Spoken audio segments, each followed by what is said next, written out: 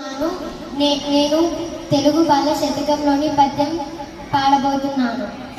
ఇనుడు వెలుగునిచ్చు, గనుడు వర్షమునిచ్చు, గాలి వీచు, చెట్లు పూలు పూచు, సాధు పుంగువులకు సహజ లక్షణం ఇది. లలిత సుగుణజాల తెలుగు బాల భావం.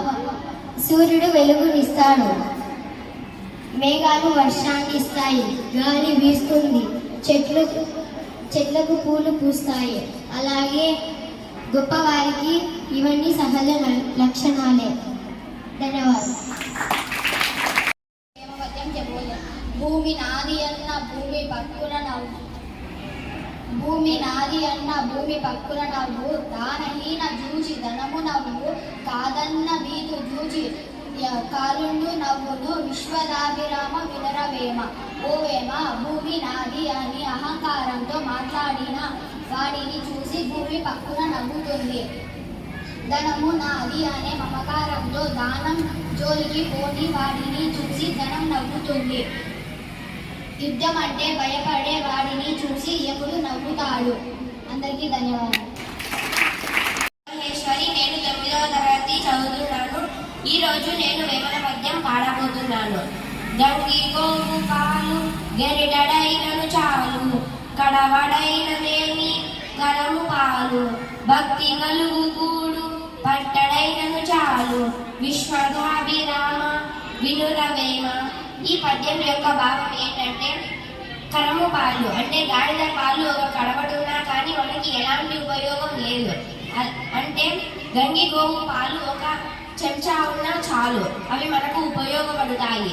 అలాగే భక్తితో వండిన కూడు కొంచెమైనను చాలు. ఈ పద్యం వేమన రచించారు. ధన్యవాదాలు.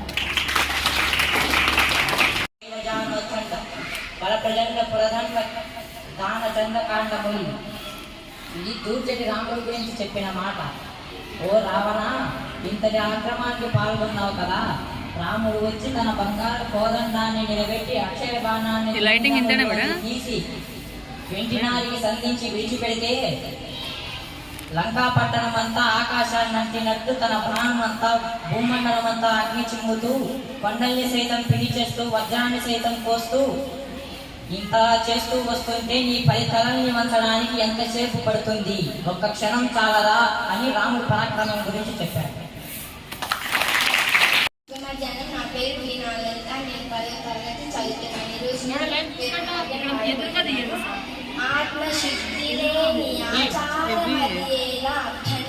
లైటింగ్ సరిగా రాలే మేడం.